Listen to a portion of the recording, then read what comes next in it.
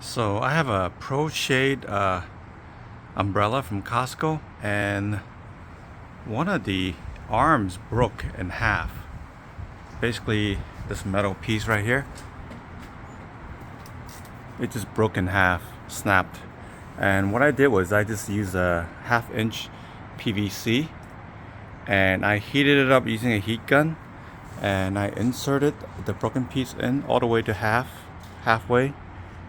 And then I did the other side too. I heated it up and just pushed the metal piece in, and then I just drill a hole and put in a screw with a nut, and I think that should be strong enough.